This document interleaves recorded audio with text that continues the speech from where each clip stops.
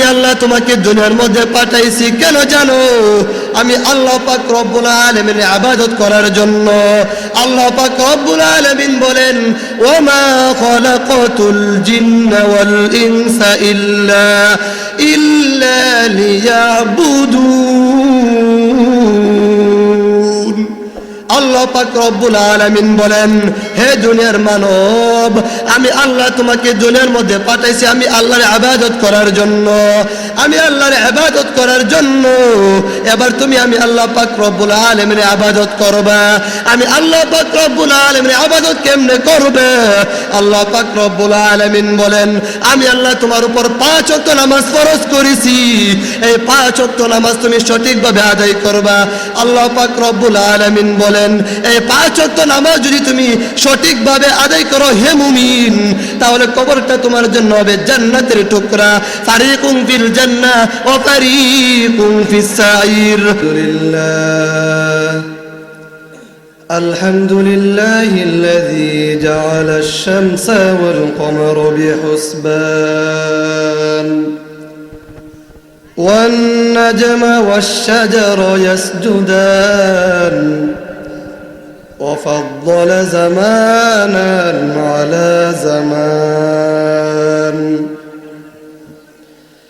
كما فضل مكانا على مكان وإنسانا على إنسان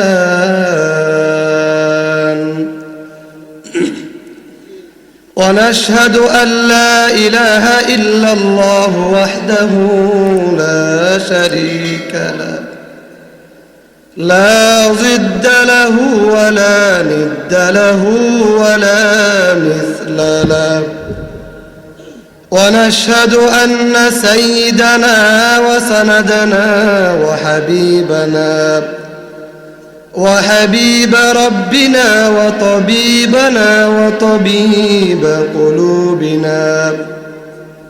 وطبيب قلوبنا ومولانا محمدا عبده ورسوله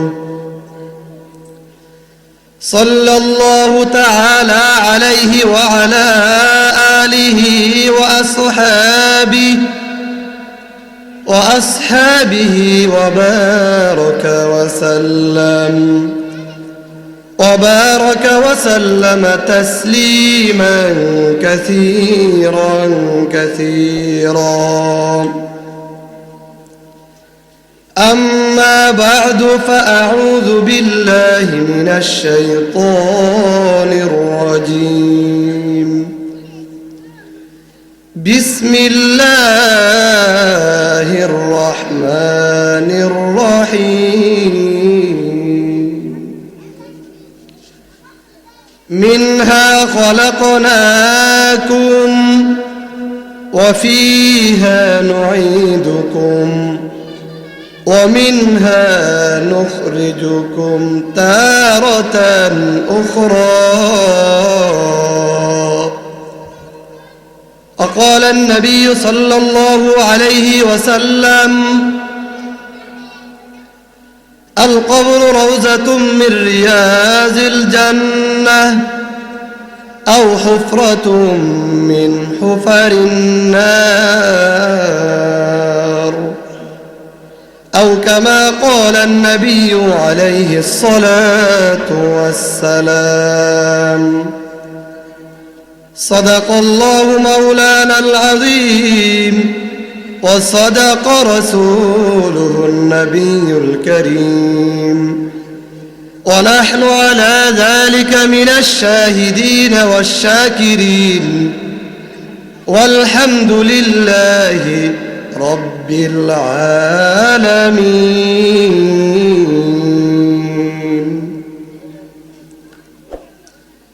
الحمد لمن قدر خيرا وخبالا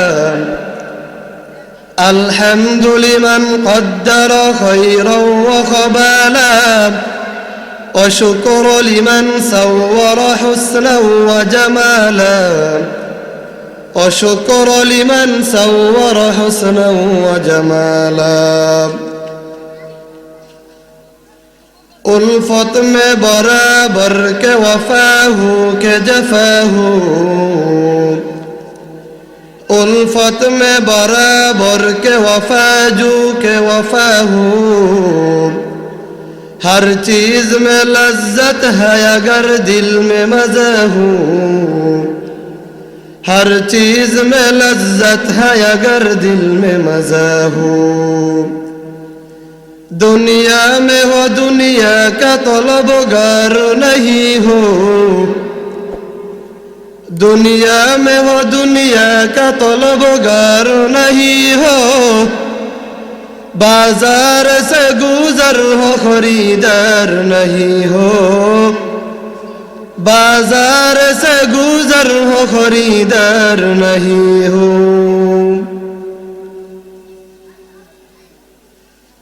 जन्नत दूज़ख से या रब क्या करूं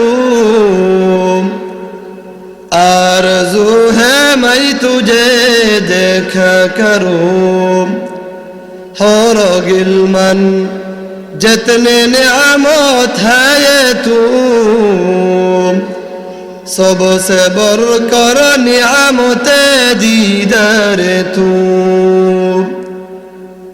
मरण থেকে যতই পালাও তুমি মরণ তোমায় লইবে গিরি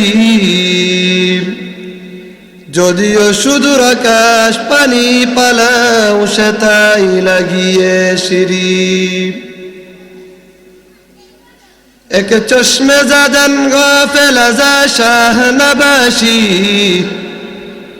एक चश्मे ज़दन गाफिल अज़ा शाह नबाशी शायद के नगाहे कुनदा गाह नबाशी शायद के नगाहे कुनदा गाह नबाशी अल्हम्दुलिल्लाह महान अल्लाह पाक रब्बुल आलमीनेर दरबारे लक्ष कोटी शुक्र ও সুজুদ যে দয়াময় মহান আল্লাহ পাক রব্বুল আলামিন আমাকে আপনাদেরকে দয়া করে মোহাব্বত করে ভালোবেসে এমন একটি বরকতময় মজলিসে আসার এবং বসার তৌফিকটুকু দান করেছেন সেই দয়াময় মহান আল্লাহ পাক রব্বুল আলামিনের কাছে মুসলমান হিসেবে ঈমানের আওয়াজকে উঁচু করে একই কণ্ঠে একই আওয়াজে সবাই একবার কালিমাতুশ শুকর আদায় করে নেই আলহামদুলিল্লাহ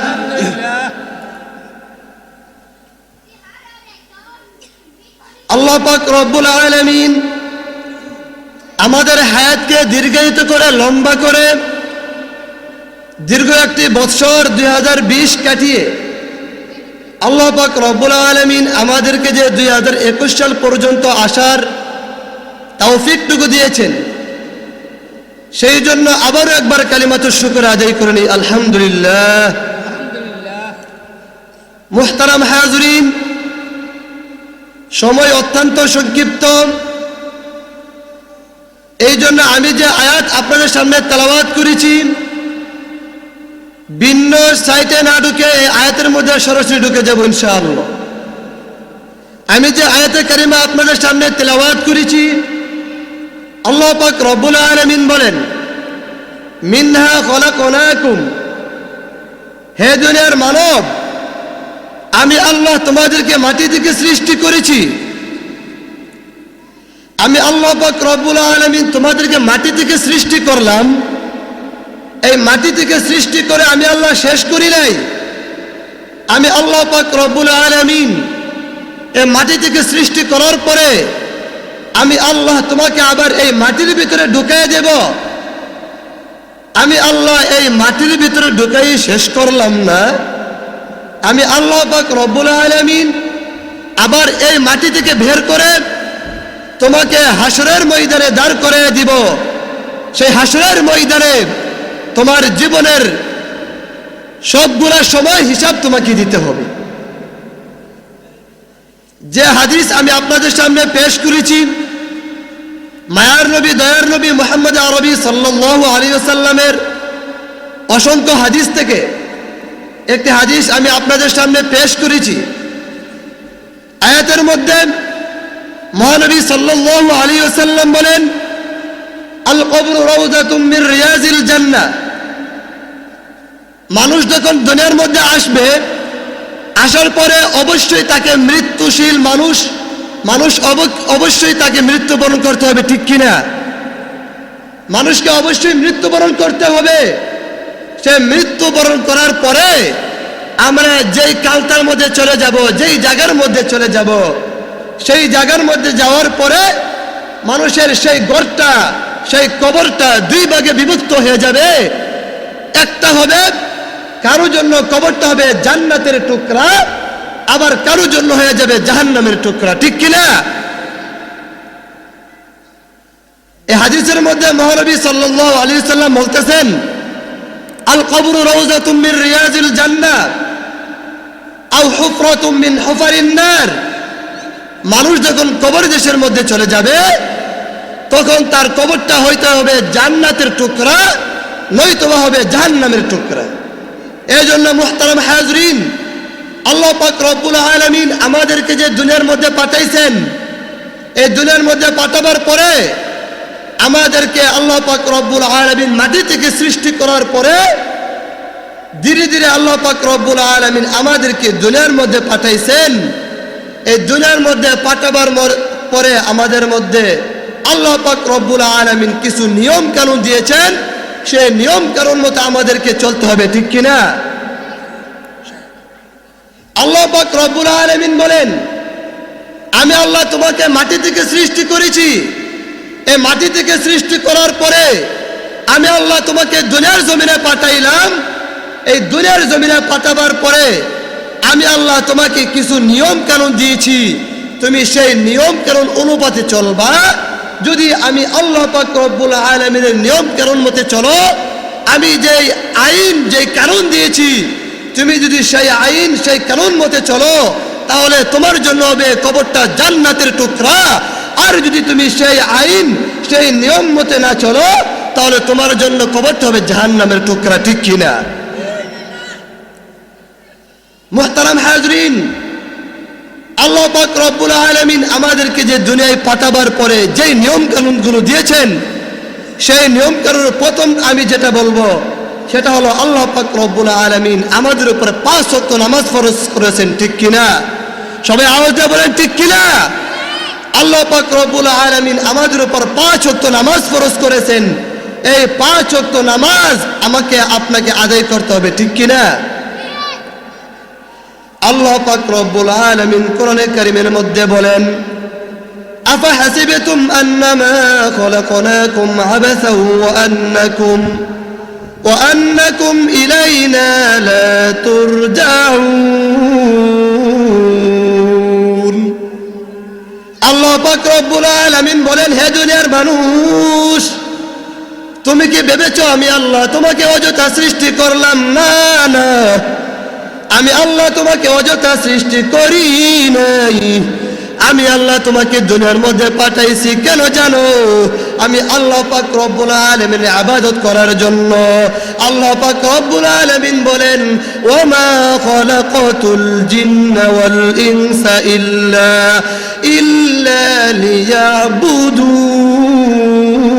লিয়াবুদুন। আল্লাহ পাক রব্বুল আলামিন বলেন, হে দুনিয়ার মানব, আমি আল্লাহ তোমাকে দুনিয়ার মধ্যে পাঠাইছি আমি আল্লাহর ইবাদত করার জন্য, আমি আল্লাহর ইবাদত করার জন্য। এবার তুমি আমি আল্লাহ পাক রব্বুল আলামিনের ইবাদত করবা। আমি আল্লাহ পাক রব্বুল আলামিনের ইবাদত কেমনে করবে? আল্লাহ পাক রব্বুল আলামিন বলেন, আমি আল্লাহ তোমার উপর 5 ওয়াক্ত নামাজ ফরজ করেছি। এই 5 ওয়াক্ত নামাজ তুমি সঠিকভাবে আদায় করবা। আল্লাহ পাক রব্বুল আলামিন বলেন, এই 5 ওয়াক্ত নামাজ যদি তুমি সঠিকভাবে আদায় করো হে মুমিন, তাহলে কবরটা তোমার জন্য হবে জান্নাতের টুকরা। ফারিকুম ফিল জান্নাহ ওয়া ফারিকুম ফিস সাইর। আল্লাহ পাক রব্বুল আলামিন বলেন, রাস্তা হলো দুইটা, একটা রাস্তা হলো জান্নাতের দিকে যাইবা, আরেকটা রাস্তা হলো জাহান্নামের দিকে যাইবা। এবার তুমি কোন রাস্তায় যাইবা তোমাকে বাইসা নিতে হবে। আল্লাহ পাক রব্বুল আলামিন বলেন, যদি আমি আল্লাহ পাক রব্বুল আলামিনের বিধান মতো চলো, তাহলে তোমার কবরটা হবে জান্নাত জান্নাতের টুকরা।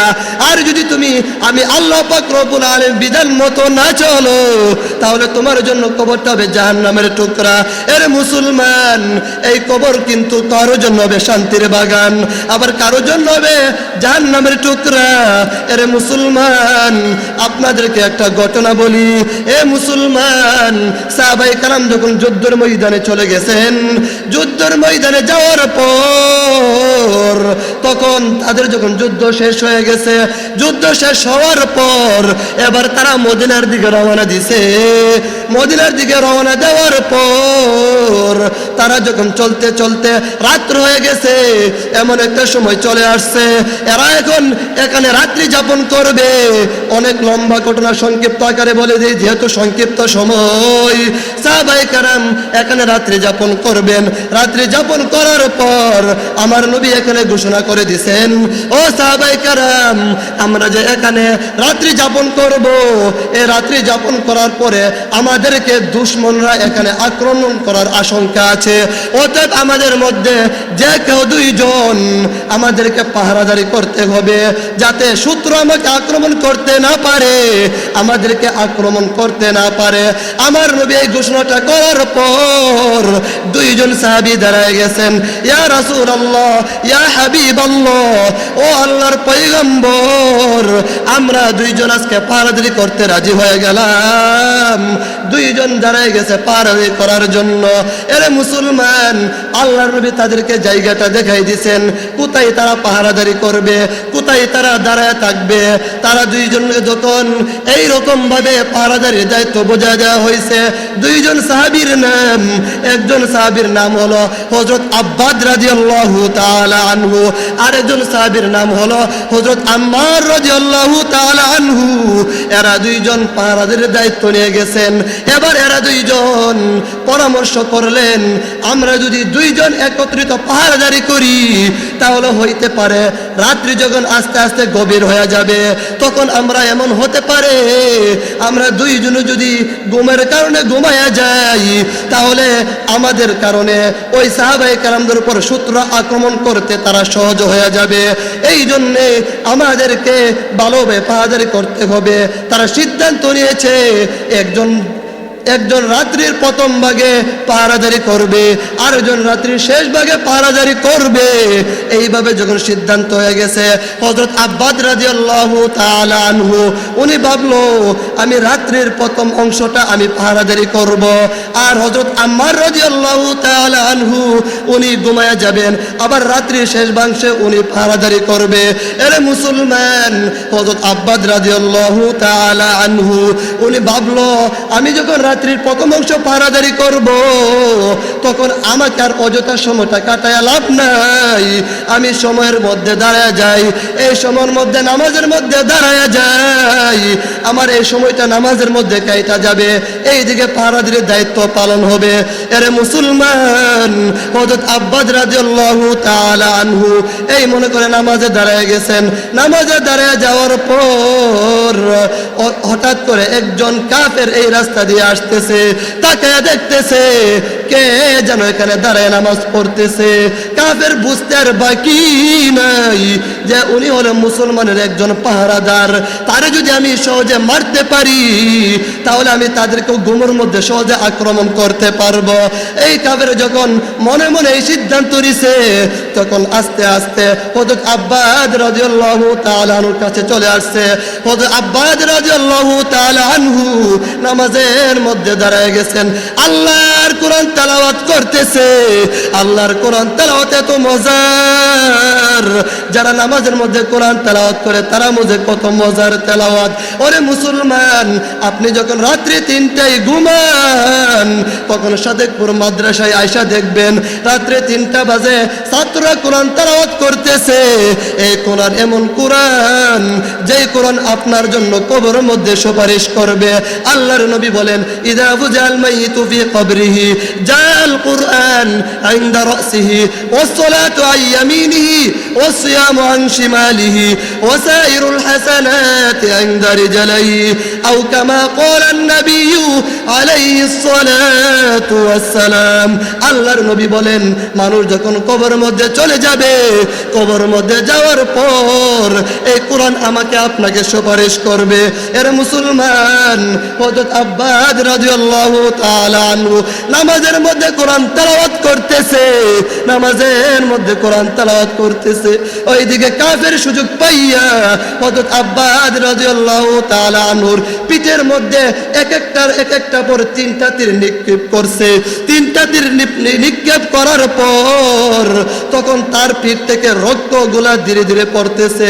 এর মুসলমান, হযরত আব্বাস রাদিয়াল্লাহু তাআলা আনহু তারপর নামাজ ছাড়ে নাই। তাকায় দেখেন নামাজের মধ্যে কেমন মোহাব্বত, কেমন ভালোবাসা। আজকে আমরা কোনো সমস্যা হইলেই নামাজ ছেড়ে দিই, আমাদের মধ্যে নামাজের কোনো মোহাব্বত নাই, কোনো ভালোবাসা নাই। এই যে তাকায় দেখেন হযরত আব্বাস রাদিয়াল্লাহু তাআলা আনহু পিঠের মধ্যে তীর নিক্ষেপ করছে, তারপর উনি নামাজ ছাড়ে নাই। উনি যে আস্তে আস্তে ধীরে ধীরে নামাজ শেষ করলো। নামাজ শেষ করার পর ওনার আরেকজন যে সাহাবী ছিল হযরত আম্মার রাদিয়াল্লাহু তাআলা আনহু, উনি যখন ঘুমায় আছে ওনারে ধীরে ধীরে গিয়ে ডাকছে। ডাক দেয়া বলে, আম্মার একটু জাগ্রত হও।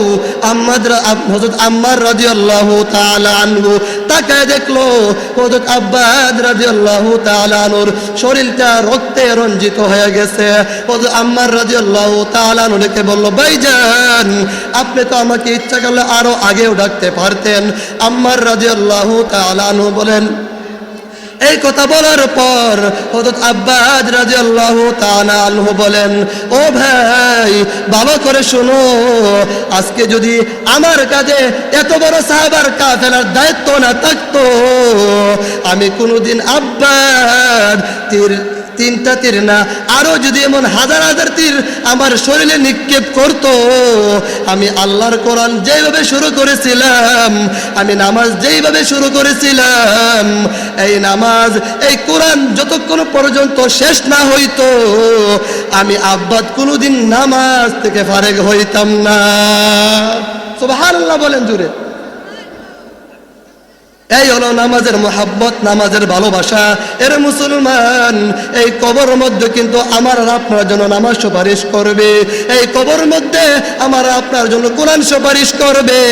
তাকায় দেখেন কত দুনিয়ার মানুষ অন্ধকার কবরে চলে গেছে। এর মুসলমান, তুমি যখন কবরে যাইবা, তোমার ছেলে তোমার আপন থাকবে না, তোমার ভাই তোমার আপন থাকবে না, আপন কেউ থাকবে না দুনিয়ায়। তোমার আমল তোমাকে নিয়ে যাইতে হবে। এই জন্য আল্লাহ রাসূল সাল্লাল্লাহু আলাইহি সাল্লাম বলেন, চারজন বন্ধু নিয়ে কবরে যাও। ইযা ফুজিআল মাইয়িতু ফি কবরিহি জাআল কুরআন ইনদা রাসিহি ওয়াস সালাতু আন ইয়ামিনিহি ওয়াস সিয়ামু আন শিমালিহি ওয়া সাইরুল হাসানাতি ইনদা রিজলাইহি। আল্লাহর নবী বলেন, মানুষকে যখন অন্ধকার কবরের মধ্যে রাখা হবে, তার আত্মীয়স্বজন কেউ সাথে যাবে না, তার বাবা তার সাথে যাবে না, তার ছেলে তার সাথে যাবে না, তার আত্মীয়স্বজন তার সাথে কেউ যাবে না। সাথে কে যাবে? আল্লাহর নবী বলেন, ইযা ফুজিআল মাইয়িতু ফি কবরিহি জাআল কুরআন, আপনার সাথে কোরআন চলে যাবে। ইনদা রাসিহি, মাথার ডান পাশের মধ্যে দাঁড়ায় যাবে। ওয়াস সালাতু আন ইয়ামিনিহি, আপনার বন্ধ হয়ে নামাজ চলে যাবে। ওয়াস সিয়ামু আন শিমালিহি, রোজা আপনার বন্ধ হয়ে যাবে। ওয়া সাইরুল হাসানাতি ইনদা রিজলাইহি, যাবতীয় অনেক আমল আপনার বন্ধ হয়ে যাবে। এর মুসলমান, একটু তাকায় দেখেন আমি আর আপনি কি আমল করলাম। এই কবরে যা কি হিসাব দিবা? এই কবর মধ্যে যাওয়ার পর আমার আপনার অবস্থা কি হবে? এর মুসলমান, আমাকে আপনাকে দুনিয়ার মধ্যে নেক আমল করা লাগবে। এই নেক আমল ছাড়া কোনো উপায় নাই। আল্লাহ পাক রব্বুল আলামিন বলেন, মিন্না খলাকনাকুম, আমি আল্লাহ তোমাকে মাটি থেকে সৃষ্টি করলাম। মিন্না খলাকনাকুম ওয়া ফিহা নুঈদুকুম, আমি আল্লাহ আবার তোমাকে মাটির ভিতরে ঢুকায় দেব। এই মাটির ভিতরে ঢোকাবার পর আমি আল্লাহ তোমাকে শেষ করি নাই। ওয়া মিনহা নুখরিজুকুম তারাতান উখরা, আল্লাহ পাক রব্বুল আলামিন বলেন আবার কিয়ামতের ময়দানে আমি আল্লাহ তোমাকে দাঁড় করায় দিব। কিয়ামতের ময়দানে দাঁড় করার পর আমাকে আপনাকে হিসাব দিতে হবে। সর্বপ্রথম যা হিসাব দেওয়া লাগবে হিসাবটা হলো আল্লাহর নবী বলেন আউয়ালু মা ইউহাসাবু বিহিল আবদু ইয়াউমাল কিয়ামাতিস সালাহ। কোটি টাকার মালিকে দেখো অভাব হয় না দূর, গরিবে ঘুমাই আরাম করে মনটা বাহাদুর। ফেরাউনের লাশটা দেখো মিশর জাদুঘরে, খাই না মাটি পোকামাছি সবাই ঘৃণা করে। হৃদয়ে তাকিবে যার নম্রতা সদা, রহমত আসিবে সেটা প্রভুর ওয়াদা। বরুর বড়াই থাকলেই বলে রহমত আসবে না, নিজেকে নিজে ছোট মনে করিও সদা। উঁচু জমিন থেকে পানি নিচে জমিনে যায়, উঁচু জমিন থেকে পানি নিচ জমিনে যায়, তেমনি করে খুদার রহমত আসে নম্রতার হৃদয়। বুক বিলাসের বাড়ি গাড়ি পরে রবে সব, বুক বিলাসের বাড়ি গাড়ি পরে রবে সব। থাকতে সময় চিন্তা করো আল্লাহ আমার রব, থাকতে সময় চিন্তা করো আল্লাহ আমার রব। আমাদের রবকে একটু মহব্বতে বলেন, আমাদের রবের নাম কি? ইন্নাল্লাযীনা ক্বালু রাব্বুনাল্লাহ থুম্মা ইসতাকামু ফালা খাউফুন আলাইহিম ওয়ালা হুম ইয়াহজানুন। কালাম জিন্দা কুরআন হাকিম, হিকমতে উ লা ইয়াজালাস্তু কাদিম। জামিউল ইলম ফিল কুরআন হাকিম, তাকাসরাত আনহু আফহামুর রিজালি। বখা কুরআন কালামুল্লাহ বশানু, ইকাদিমাস ইনো ইনো। এ দুনিয়া মিছে ভাই শুধুই খেলা ঘর, চোখ বুঝিলে দেখিবে রে মন কে আপন বা কে বাপর। নদী পথে নৌকা চালাও ও মাঝি ভাই, বেলা ডুবার আগে আমি উপার উঠতে চাই। ডুবে গেলে বেলারে আর উঠে না, ভেঙে গেলে মেলারে আর জমে না। এই জন্য মুসলমান আমাকে আপনাকে দুনিয়ার মধ্যে নেক আমল করা লাগবে, নেক আমল ছাড়া কোনো উপায় নাই। আল্লাহ পাক রব্বুল আলামিন বলেন ওয়া মিনহা নুখরিজুকুম তারাতান উখরা। হাশরের ময়দানে আমি আল্লাহর কাছে হিসাব দিতে হবে। এই জন্য দুনিয়ার মধ্যে 5 ওয়াক্ত নামাজ আদায় করা চাই, বেশি বেশি নেক আমল করা চাই। আল্লাহ পাক রব্বুল আলামিন আমাদেরকে দুনিয়ার মধ্যে আল্লাহ পাক রব্বুল আলামিনের সহিহ তরিকায় নবীর হাদিস মোতাবেক আমার জীবন যাপন তাকে চালাবার তৌফিক দান করুক। সবাই বলেন আমিন। ওয়া আখিরু দাওয়া আনিল হামদুলিল্লাহি রাব্বিল আলামিন। আসসালামু আলাইকুম ওয়া রাহমাতুল্লাহ। হুজুরের পরবর্তী ওয়াজ আসিতেছে আমাদের ইউটিউব চ্যানেলে, তাই সাবস্ক্রাইব করে সাথেই থাকুন।